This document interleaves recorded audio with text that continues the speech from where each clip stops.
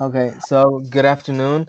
My name is Alexis Valdez, and today I am joined by Cameron and Christina, who are both my guest speakers, who have been very kind to join us today, despite all the havoc that's going on today. Um, our topic or our virtual event will be about how to move up in the event industry. Um, just give me one sec. It looks like the presentation's loading in. All right, can you go to the next slide, Kay? Yeah. Thank you.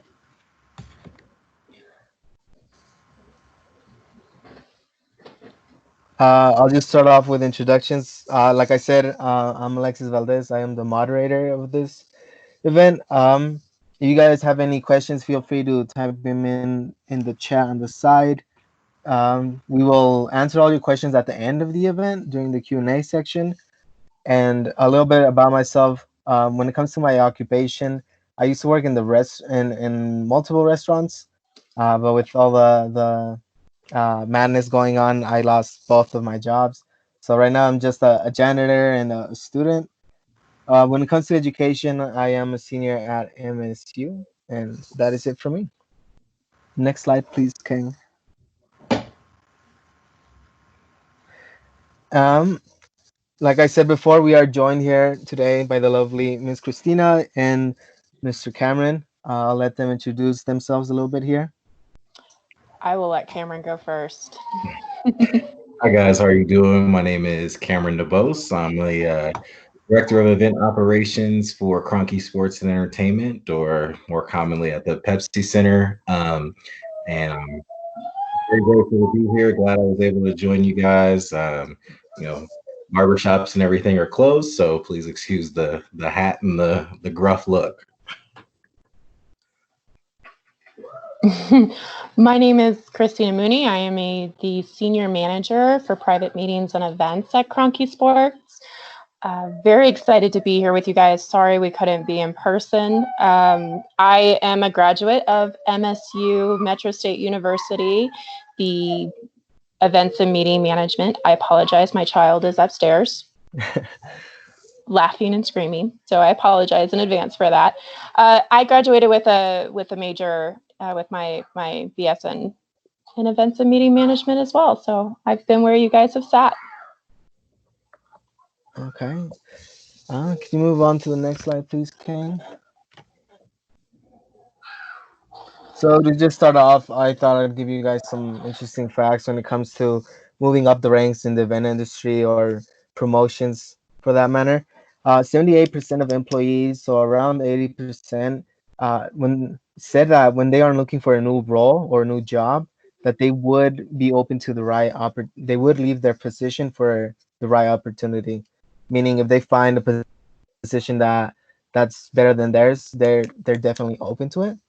On average, people have a 9% chance of getting promoted annually, and that's not, and that can always differ. It's from 1% to 9%, depending on how long you've worked there, um, depending on how hard you work, I guess you could say.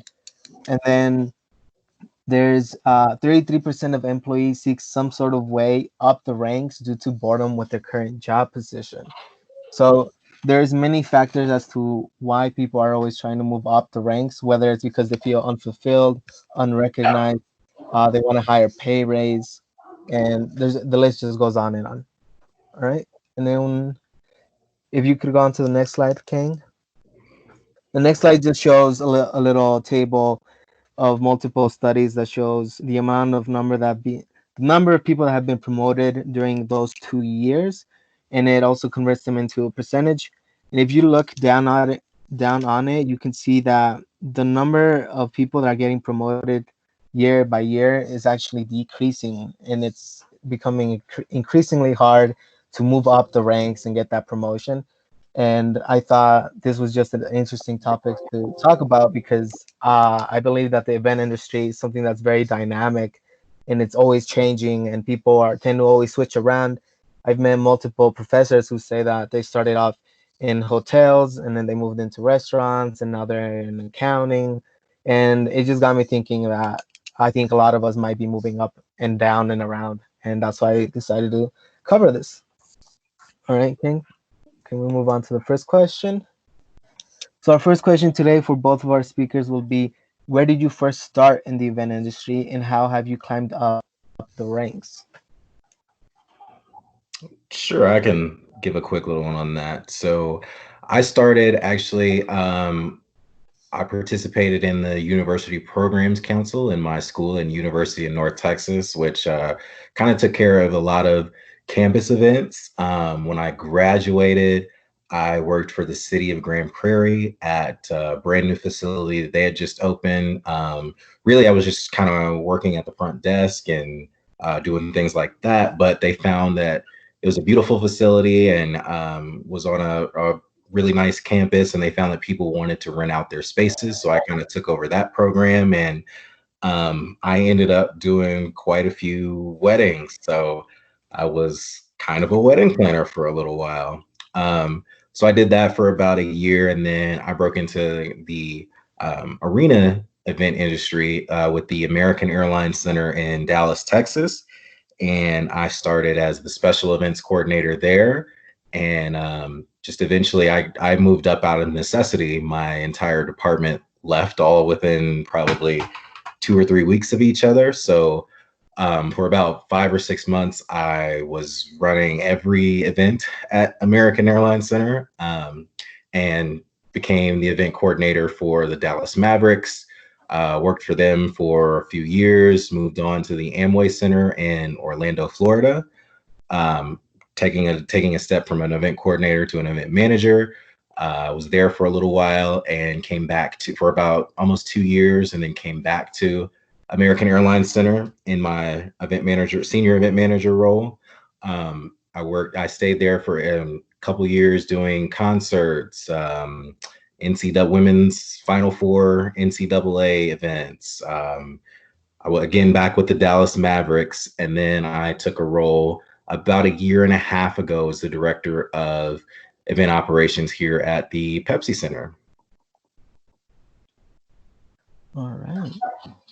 Do you want to go next, Christina? Yeah, so I actually got my start in the military. I am a U.S. Army veteran, and what it was there was a holiday party for my unit that came up, and I volunteered to do the event design for it. And so I was actually out in the woods in North Carolina, out by my base, and pulling branches off the ground and trying to disinfect it with bleach in a bathtub, and was outside spray painting them white and sparkles that I picked up at the Walmart. So people thought I was absolutely insane and crazy, and going to the Dollar Tree to find some decor and make centerpieces. And I did the entire setup for that event, and people loved it. And I realized how much fun it really was to help design an event and do tablescape, and that led me into wanting to do a bit more. And so I started volunteering more and more and more on the events that the military was doing, to the point where word got out as I was changing units that I liked to do that. And so I did it enough times that people finally figured out that I enjoyed it, I loved it, it was so much fun, and I was good at it. So they said, hey, how about you actually design some events and actually like run them and plan them and do that for the military for us. So the good portion of my military career was actually planning fundraisers and Army balls and galas and everything. And did I lose you? Are you still there? Okay. Are you guys still there? Did I lose you? Yeah, no, I'm still here. Okay, I'm great. here. Okay, Okay. great. So yeah, and then just moving up in the ranks, I really put myself out there and just expressed my passion and my desire to be a part of the event planning process, which then led to me getting experience working with different types of organizations and associations that were planning annual events. So working for Parker Oktoberfest for the Parker Council of Art, Science, and Culture, to the National Brain Tumor Association, working with their very first annual Top Golf event, and then also doing the National Kidney Foundation, their Great Chefs of the West event, doing the event design for that. And it just kept building. And a lot of it was just me meeting people that needed the help, and then people saying, do you like this? And me saying, I'm crazy and I have an obsession to events, and it just grew from there. All right, that's great. I think this is, we have a question right now from Keisha. I think we'll just cover it now. So Keisha! it says, what is the best way to get into the arena events planning? Oh man. Cameron, I'm going to let you answer that one. That's a good one for you. That is a really good question. It is. It's a great question. I kind of got into it off of kind of pure dumb luck, but I would say, which is very true, but the best route that I've seen that has worked out for a lot of people is, to start scouting those internships that different arenas have. That's always a great way. I think one of your classmates is actually our current intern. Mackenzie. That's Mackenzie. me. I'm Nice. almost, yeah, I was about to say she's on here from what I Hey, understand. Mackenzie. But this is my third kind of arena, and I have always, taken a lot of pride and been really interested in how our interns have fared throughout my career, but and have always been willing to help them any way that I can. But that what I would say would be the best route to take is to just scout out those internships and really be aggressive about applying for them, and be prepared, especially in the arena industry. Be prepared to work in an arena that may not be down the street from where you currently live. I have moved across the country 4 times in my career, and it's definitely something that in the arena industry you need to be prepared for, and that includes getting into your internship as well. Okay. Anything you want to add on, Christina, or? I think a lot of it too, exactly what Cameron said is working on getting those internships, but also trying to reach out to people that are at the arenas or stadiums that you want to work with or work for, and trying to connect with them and find a way, if there's a way that they could take time to speak to you to make sure that that's the path that you want to go down. Okay. I guess we'll just move on to the next question then. Okay, will you do the honor? Okay.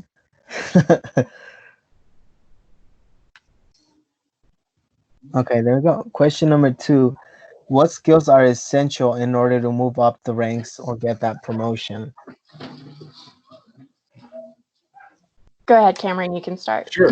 I would say absolutely. It's adaptability and communication are probably the most important things that I've found help with just your career in general, but especially if you're looking to expand and move up. It's being able to communicate effectively across a wide range of demographics of different people, different communication styles.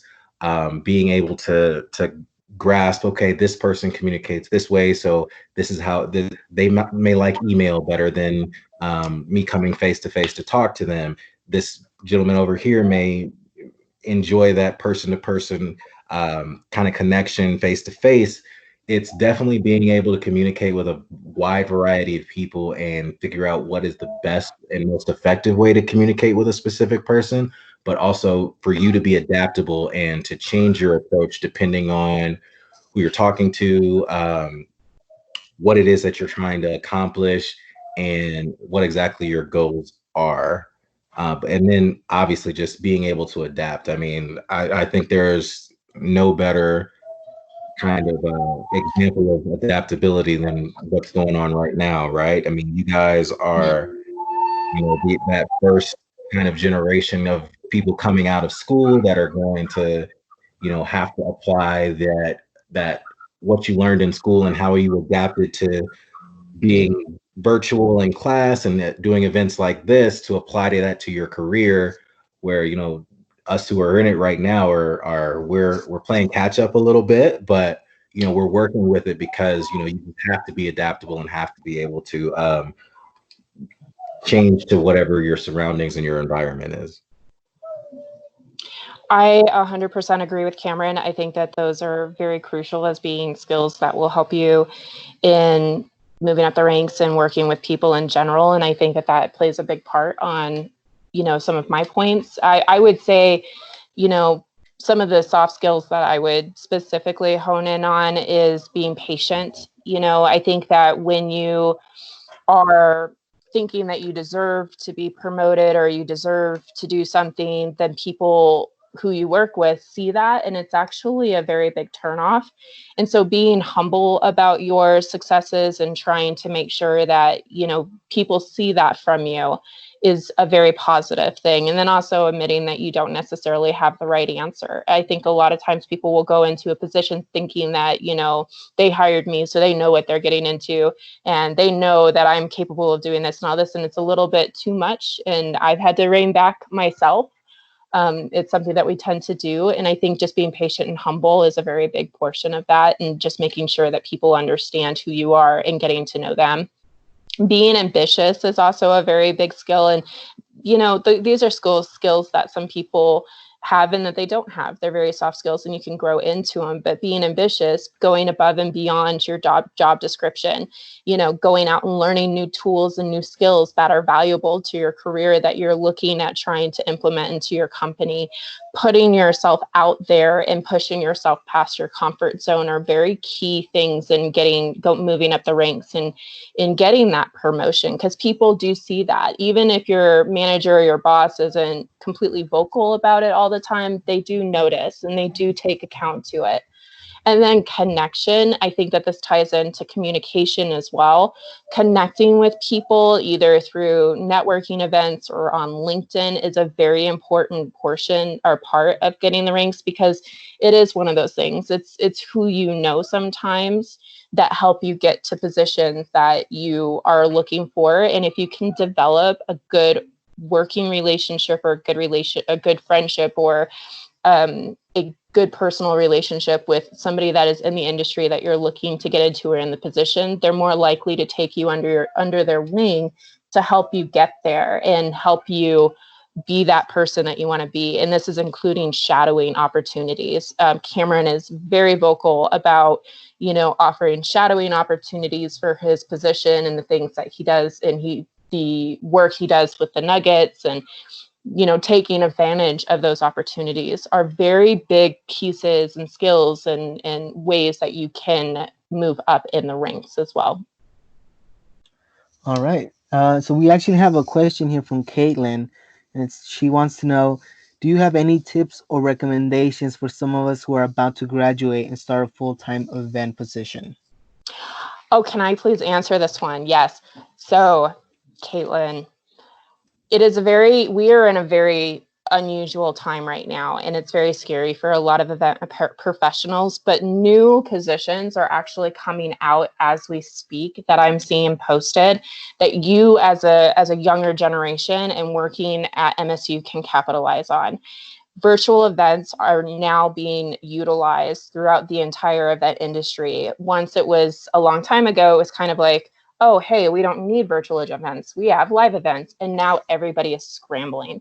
Take advantage of this opportunity that you guys are doing for the senior experience class and try to learn more about certain types of event styles that you might not have thought would have been very important a long time ago, because guaranteed that it's going to happen. I learned augmented reality to incorporate into event design, and I was so happy that I did, because I utilized that in a few events and people loved it.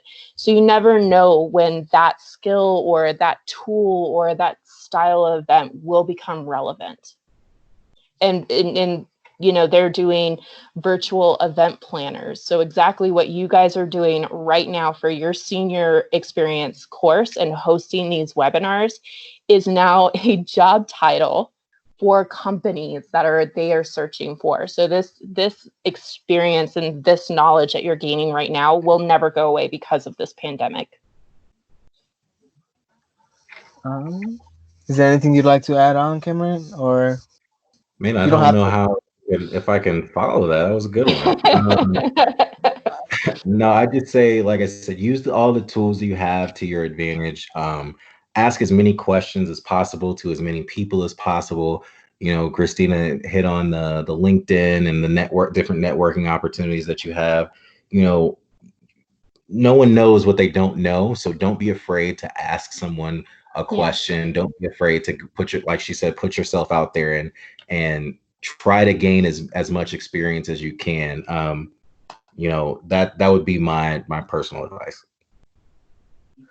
I think both of your responses were very were great. I really like how Christine mentioned the whole virtual events side of things because, I mean, it's true. There's a lot more virtual events now obviously because of what's happening, but beforehand, I don't think I've ever seen a virtual event.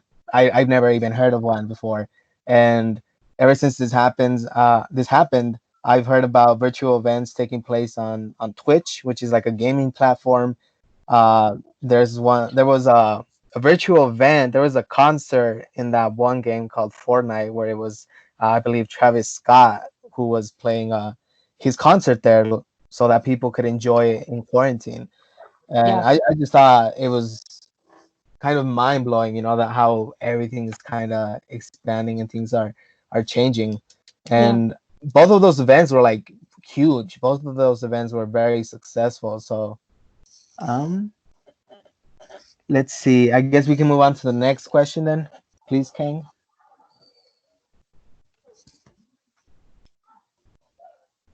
So for our final question is, what piece of advice would you give yourself at the start of your career? And what advice would you give to those who are just embarking on their journey, especially now that this pandemic has struck the event industry?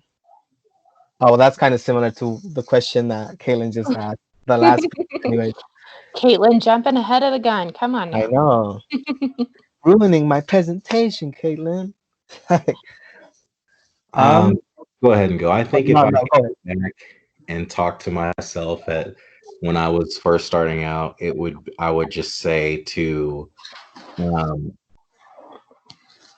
again, be more vocal. I think it took me a while to learn how to be vocal, and if you are not vocal with the things that you're thinking, the problems that you may be seeing for a potential event, you know, it can derail an entire event if you're, well, I don't know if I should speak up and say this, and maybe it's not such a big deal.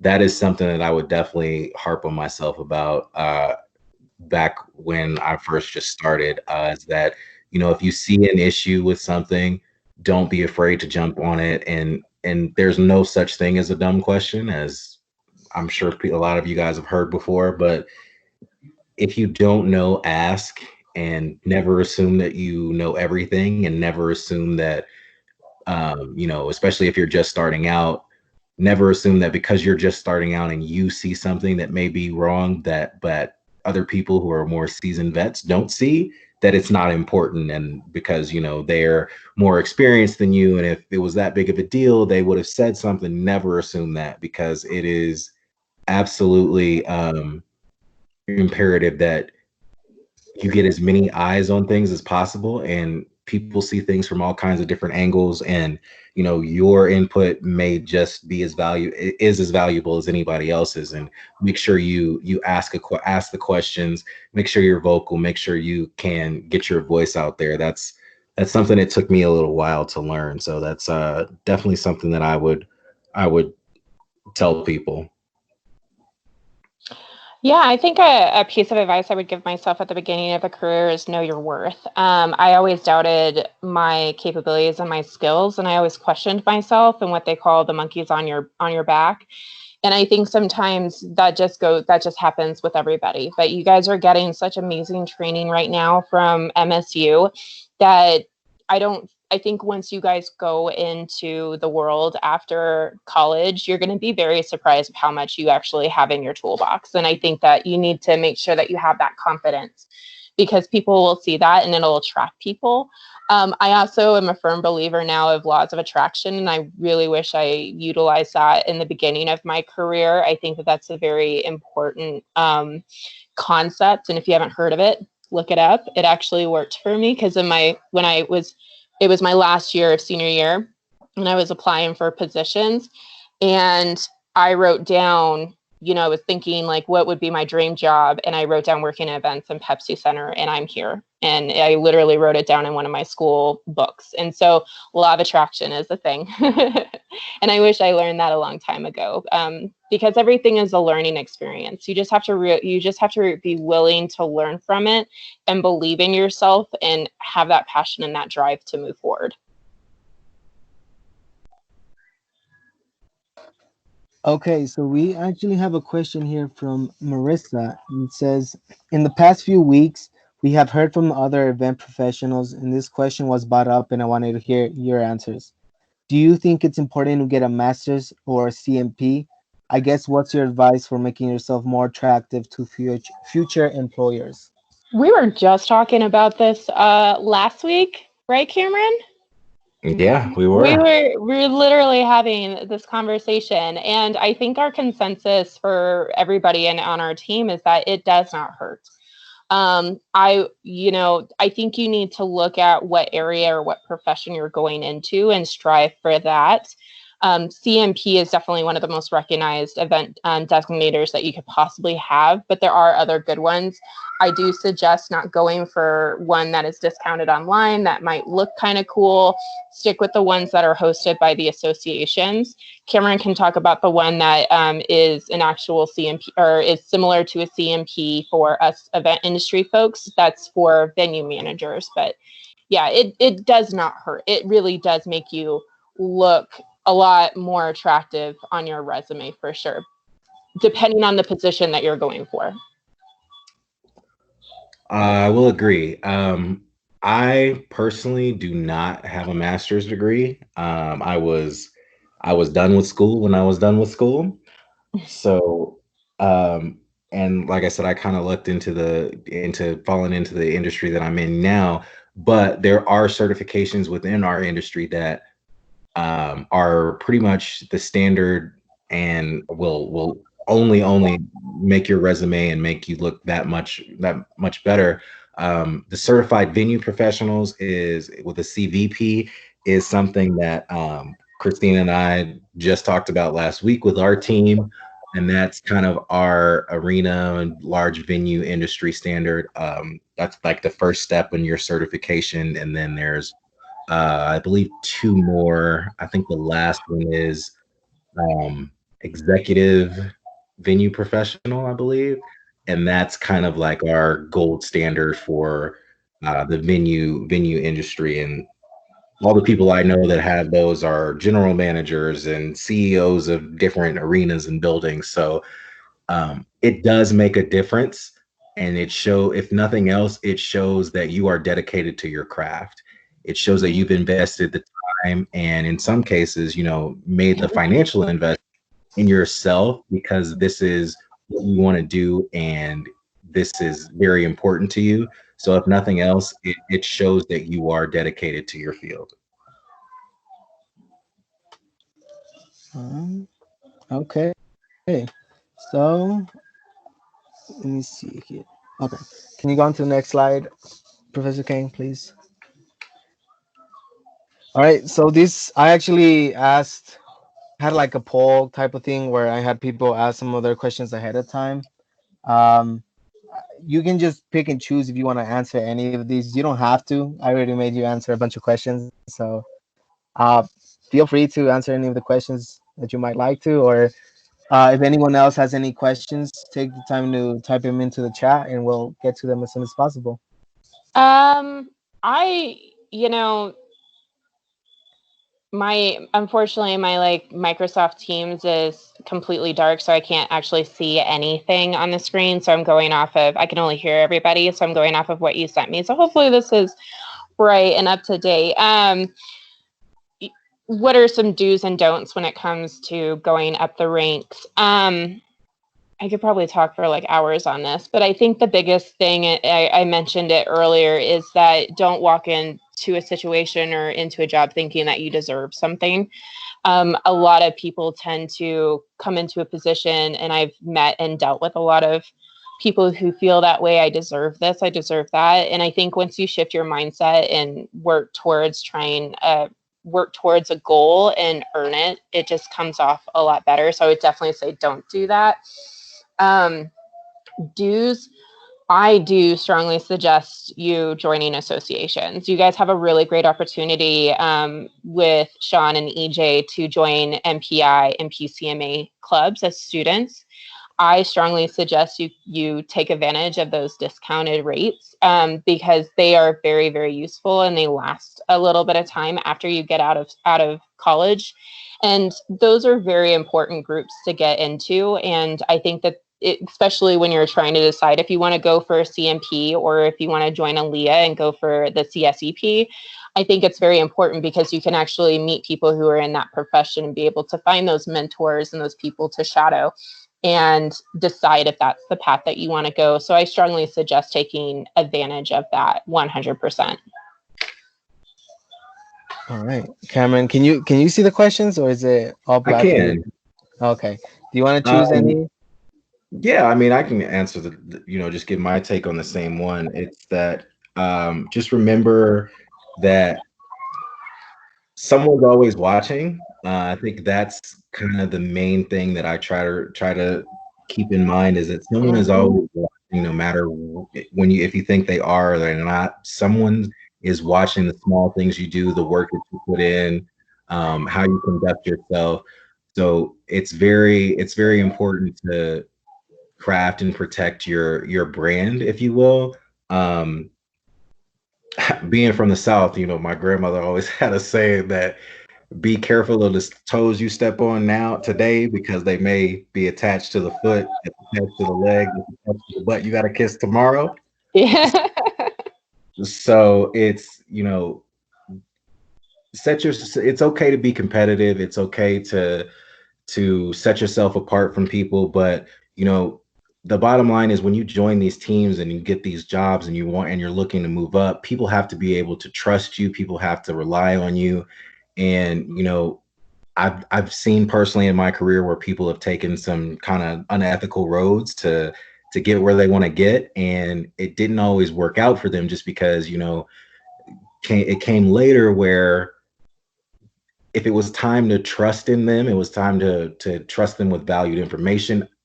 People weren't sure if they could do that. So it's always remembering kind of that cardinal rule of just to be yourself and be a good person. I'd say that goes a long way in trying to move up and protecting that brand of yourself to make sure that you are someone that acts with integrity and that people can rely on in different situations to be able to trust you. All right. Give me a sec here. It looks like Elise has an opening, a question, not an opening. Sorry. Um, is Elise in here? Elise? I am. I had a question earlier, but it kind of got answered anyways. Earlier, but I guess so with the other speakers, we've kind of been talking about, like when internships might start and all that kind of stuff, because a lot of companies obviously aren't doing them right now because it's hard. It would be hard to do one online. But do you guys know when maybe you would have an idea of when you might be opening up some internship positions at all? I'll let Cameron answer that one. None whatsoever. Yeah. Not maybe as blunt as that, but I think it's just hard to know right now because, I mean, I'm sure you guys know everyone is a little bit scrambling a little bit right now. We're just not sure, for us in particular, we're not sure when the leagues are going to kick back in, and we're not sure what concerts are going to come back and when they're going to come back and things like that. So it's difficult to nail down those specifics right now, just because we're all thrown out of the loop right now and are pressing to find different ways to get back to business as usual. And I'm sure when business as usual does start, we'll have some further information on things like that. But right now, it's just going to be it's very almost impossible to tell when what we're going to have coming in the future. Yeah. And I would also tell you, Elise, like right now, obviously we don't know what's going on, and all the other professionals you guys have probably talked to have been kind of a little thrown back by what is happening at this moment. What I would strongly suggest to you guys and try to encourage you all to do is reach out to any of those individuals that you felt like that's the path that you want to go and you want to learn something from them, and take the time to sit and chat with them one-on-one to really get a feel of what they do, ask good questions, and see if they possibly might be open to let you shadow them. Sometimes professionals, once we get back into it, if there's not an internship, they may be willing, those professionals may be willing to let you at least shadow them so you can see where it is that you would want to go. Internships are fantastic, as I'm sure Mackenzie can vouch for it. It's a great foot in the door into the event industry, but it so is also shadowing, because if you shadow and an internship comes up, you know, that might be a really great foot in the door as well. And I think that as we go through this new dynamic of the event industry and how everything is shifting, and with sports, since everything is so up in the air, your best bet is to try to set yourself up where as soon as those doors open, you're already walking in the first spot. Okay, great. All Thank right. you guys so much. Welcome. Thank you for the question. Yeah. Is there any other question, comments, or concerns? No. No. Hey, Alexis, this is Keisha. I do have a question. So, for those of us who are graduating in 2 weeks, Yeah. and they're and of course at this point they're in most event, especially for you guys in the arena area, there's no internships. How far past our graduation would we be able to reach out to you guys to look at internships or shadowing? So, because at this point, something we wanted to, but, now at this point, Yeah. like you said, you don't know when the league's coming back. We don't know when things are going to open up.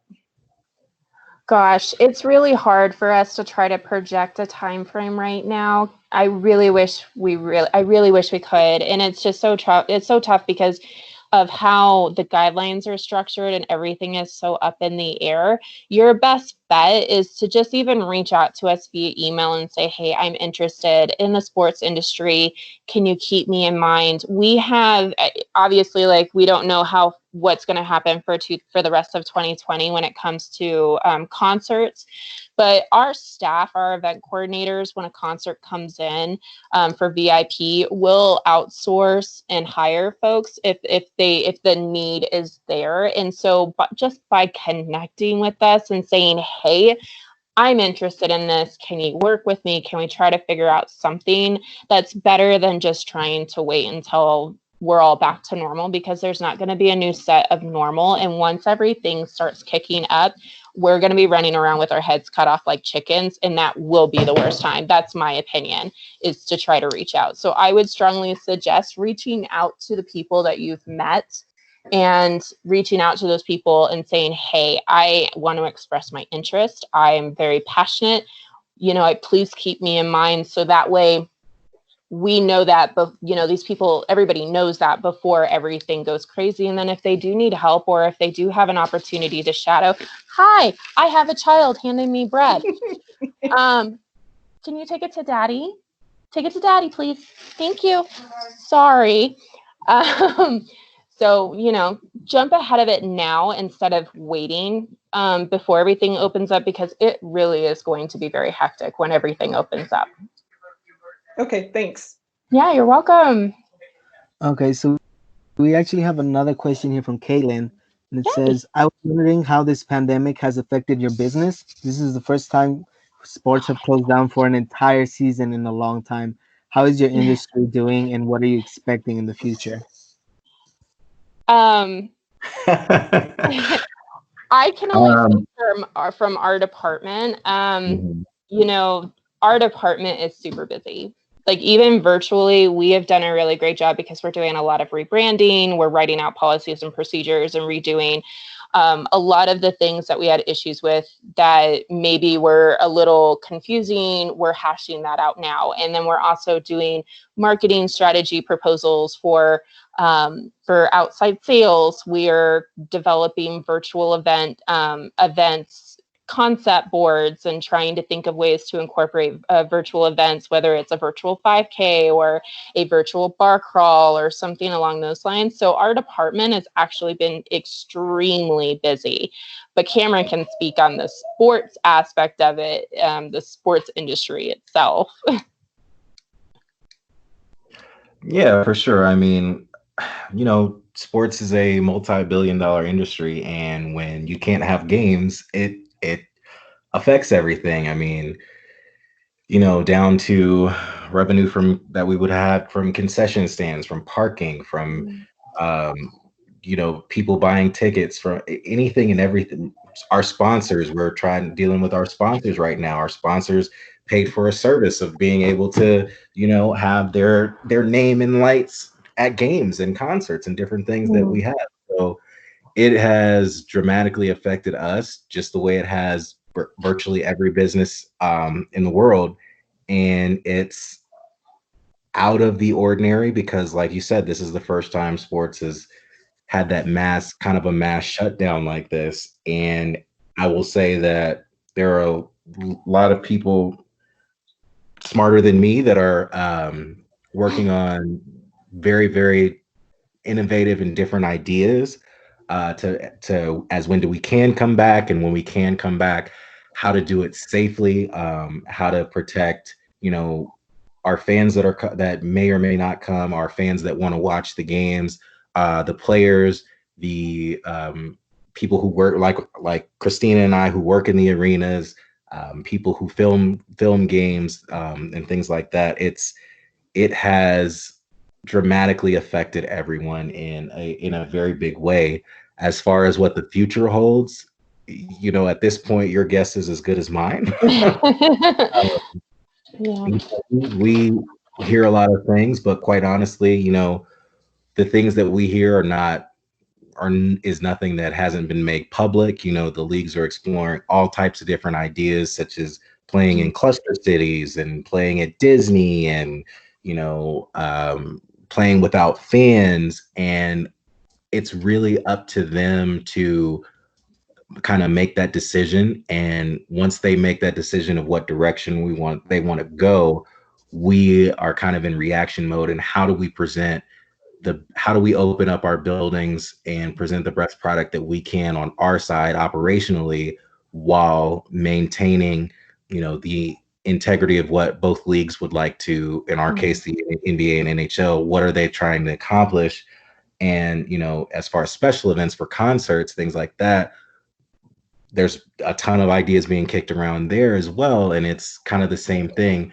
We're all working in concert together. And like I said, it's a lot of people that have a lot more letters after their name than I do, that are working in concert to figure these things out and to circumvent, the circumstances that we're in. And like I said, it's adaptability. It's okay. We've been hit with this. How do we continue our product? I know it's very important to both NBA and NHL, and I'm sure MLB and NFL.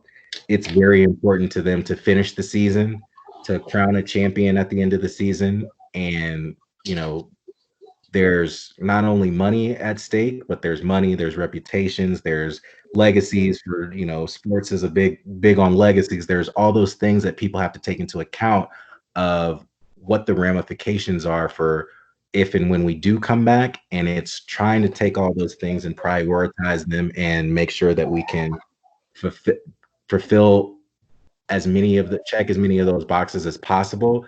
But to do it safely is everybody's number one priority. So it's a big effect. And we are very lucky to be working for the company that we work for.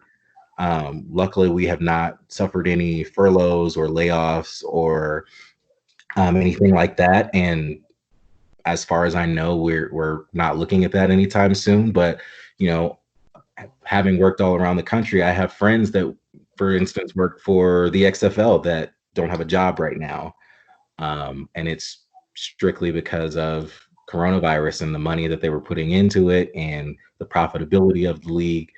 And, there are other venues where people are being furloughed and some people are being laid off and staff is without, employment right now. And it's, when the money's not coming in, the money's not coming in for anybody. So Christina and I are very fortunate and, get up and try to go to work every day, or work from home at least every day with that thought on our minds. But it's affected us just like it's affected, the restaurant business in the convention center.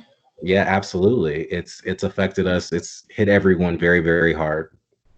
Yeah, because I know that you guys had Rich on from the convention center, and I'm sure he probably said that, they've probably experienced a lot of craziness too.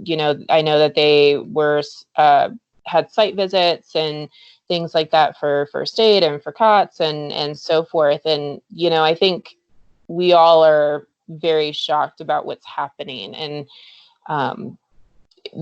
it's going to be a new norm. It's going to be a new norm. Okay. Is there any last minute things you guys want to say? Yeah.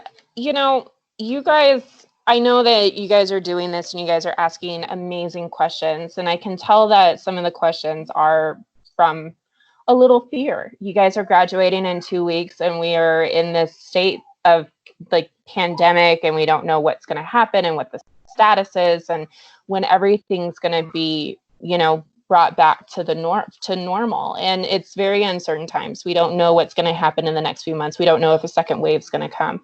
What I will tell you is that you guys will make it through. You guys will be okay. When everything does come back, the event industry is going to get hit hard. People are going to be rescheduling their events. People are going to be rescheduling concerts and games and parties and weddings. The event industry will boom. We just don't know when. So rest assured that while this time is super scary for you guys and there's a lot of uncertainty, it will be okay. And there will be a boom and we'll be right back to planning parties and having fun. Okay. Cameron, is there any last thing you want to say? No, just like I said, just you guys need to utilize every resource you can, whether that's reaching out to myself, me, Christina, whoever it is, reach out to people and ask questions. Like I said earlier, you don't know what you don't know. I had, particularly I had an intern in Orlando who was just like you guys. She was just about to graduate. She was all in on the event industry. She hung out and did my internship. She was great. I thought she was going to be great in the event industry. And she decided, hey, after this internship, this isn't what I want to do. I should have asked more questions before I got into this. This is a grind. I'm not sure if I want to do this. I'm going to go be a teacher, which great and wonderful and grand for her. She found that this was not her passion and she made the decision that was best for her. It's do whatever you can to find out now whether or not this is what you want and this is your passion and this is something that you wanted to dedicate, your career to. Do as much as you can about finding that out now. Ask as many questions as you can now because it's something that, we do have a lot of fun in our industry. We put on amazing events and I've been fortunate enough to be a part of some really amazing things. But if you'd have told me, 12 years ago when I started doing this, the amount of work that I would have had to put in, I would be like, ooh, I may need to rethink this. But as questions as possible is kind of what I would tell you guys. No matter who it is, use your networks and ask as many questions as you can. All right. So with that, we are done with our event. And I'd like to thank both of you from the bottom of my heart for taking the time to join us today when I know that you guys are extremely busy with everything going on. And I just want to say thank you, thank you for everything. And thank you for being such great people to work with. Absolutely. Thank you for having us. It was Thank really you. amazing. Yeah, Thank please you. unmute your mic. Yeah. Thank you. Thank you. Thank you. Thank you, guys. Hit us up Thank you so much. on For sure. Good luck, guys. Good Thank you. luck. Appreciate it. Thank you.